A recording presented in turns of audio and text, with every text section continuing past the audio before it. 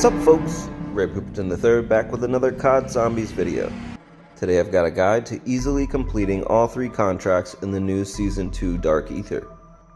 This is a solo friendly guide with chapters integrated in that includes setup, an overview of the map layout, strategies for each contract, and a guide to the music Easter egg. Season 2 Reloaded brought new content to Modern Warfare Zombies. After completing the Season 2 Act 4 mission countermeasures and unlocking the portal, you have access to the new Dark Aether zone. For more info on how to do all that, check out the guide on screen now. Season 2's Dark Aether takes place in the Said City section of Al-Mazrah. It is a much more open area than Al-Baghra Fortress, the Dark Aether map from Season 1. The Elder Sigil contracts, or Tier 5 contracts, randomly give you 3 new schematics: the Bloodburner Key, Mags Holding, and the VR11 plans. It does not work like Season 1's Dark Aether, giving you a specific schematic for completing additional contracts, i.e. when you complete all 3 you get the Aether Blade schematic. It is completely random. This means you are not guaranteed all 3 schematics in one game if you finish all 3 contracts. It will give you the same plans twice at times. I hope they change this, but if not, you may have to grind it a bit over multiple games to get the last one. And it works like Urzikstan, where the plans are the same for all players on the team, so going in with a squad does not increase chances of receiving the plans you need. The Season 2 Dark Aether operates exactly like the first, otherwise, sigils can be found in Tier 3 contract reward rifts, which will get you into Tier 4. There you will get the season's acquisitions, along with high tier loot and Elder Sigils. Elder Sigils get you to Tier 5, where you get the new schematics. As of now, the place you go to put the sigil in and go in has a tiny hitbox and can be very finicky. Another thing I hope they fix, but until then, here for a regular sigil, and here for the Elder. You have to be away from the portal a bit, and crouching and laying down seems to help get that hitbox to show up. You have to be in just the right spot, so make sure to clear the area before messing with it. Hell of a way to use a self-rev. Don't be me. This Dark Aether is significantly easier than the first one, as it does not have an escort contract and a ton of mega bombs.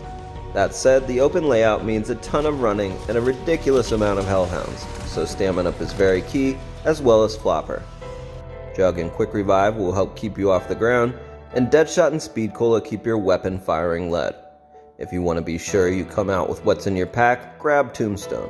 Wouldn't want to die with that last schematic you need in your backpack and no Tombstone. As far as weapons, it's the same old same. Have a gun for killing bosses such as the tier pistols or a VR11, and a crowd control weapon like the RGL, Scorcher, or Wonderwaff. If you have a Wonderwaff and are just doing tier 4 for Elder Sigils, you can even get away with being unpacked. Put Brain Rot on your bullet weapon for turning the manglers, and the Wonderwaff will handle the regular zombies. You won't get away with this without a jug suit for the bounty, and as many monkeys and Casimirs as you can find. Infected Strongholds and Specials both have a high drop rate for these. In a pinch, you can just load up on decoys using ammo depots. Other than that, make sure you have at least 3 self-revs or a dog. If you activate the dog inside the Dark Aether, it will be stronger than if you get a Tier 3 one from Urzikstan. Gold plates, an Aether Blade, and Mags of Holding will help immensely, but are unnecessary. Better to save those for Season 1 Dark Aether runs. Run Energy Mine solo, and if co-op, have at least one person run Healing Aura. This is the map layout of DA2, as I like to call it. You start here up in the northwest corner next to the cargo ship. The bounty spawns close by, so I go for that one first, especially in Tier 5 where you only have 15 minutes. The contract will be there even before you approach them in front of spawn, and they animate and fly to their spots. If you don't have a jug suit, it can be wise to use a Scorcher or one of the Aether Tears to jump to the Aether Reactor first and do them in backwards order, doing the bounty last just in case things go wrong.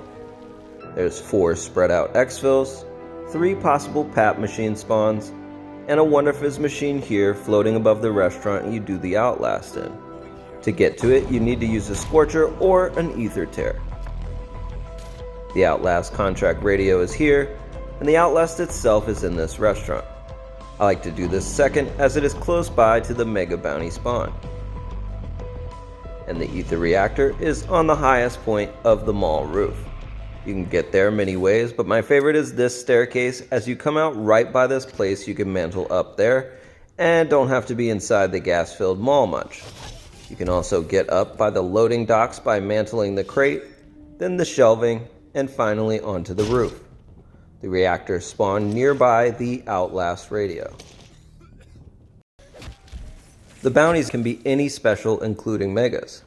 They spawn here in the fog and can be easily taken out by throwing your jug suit, tossing some decoys towards them, and going to town.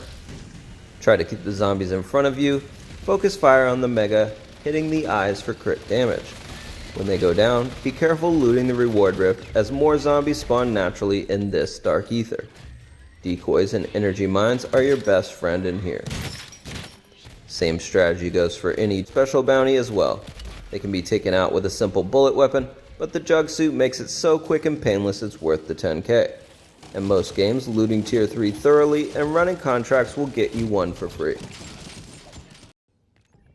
The OUTLAST is fairly easily handled, just camping in this corner with the Wonderwaff, Scorcher, or an RGL. Use headphones and listen for manglers. Use energy mines against them. If you don't have one charged up, run around, avoiding them and charge one up. Mantling the barriers and counters can help train this small area. Or just swap to your bullet weapon and try and turn them with brain rot. As a last resort, throw decoys, monkeys, or casimirs to deal with the horde, and use your bullet weapon to dispatch them. Again, careful grabbing the rewards as many non-contract zombies spawn in this dark ether rift. Grab the contract and dive off here, parachuting to this ledge. Then run and dive off here towards the first reactor. Toss a monkey or decoy and interact to activate the explosive. Alternatively, you can use a casimir. These are especially useful when there's a mangler hanging around the reactor. Just make sure to throw it on the side that the panel is on, or zombies will make it past it and hit you while activating. Once done, on to the next. This one is tight quarters, so you may need to use multiple tacticals. Throw a monkey or decoy before going into this alley. It's an easy place to get cornered. If you run into a mangler without a casimir, try and turn them with your brain rot weapon or kill them with the bullet weapon and throw another decoy or monkey to hit the panel. Last one is further west in a big open area. Should be a breeze compared to the first two. Same deal, use tacticals to lure away or protect against the horde, activate and be careful grabbing your stuff out of the rift. You can clear the area here as no zombies will come from behind you. There is also a music Easter egg, a nod to past zombie modes. This one even has the classic stones from Kino and a re-release of an old zombie Easter egg song. You may recognize it. All 3 stones necessary to play the song are around the stadium where you fight the boss mangler in the Act 4 mission. The first stone is on the southern side of the stadium in the center of the opening with no stands. The next stone is in the field a bit east of center. And the final stone is in the announcer's booth of the northernmost stands.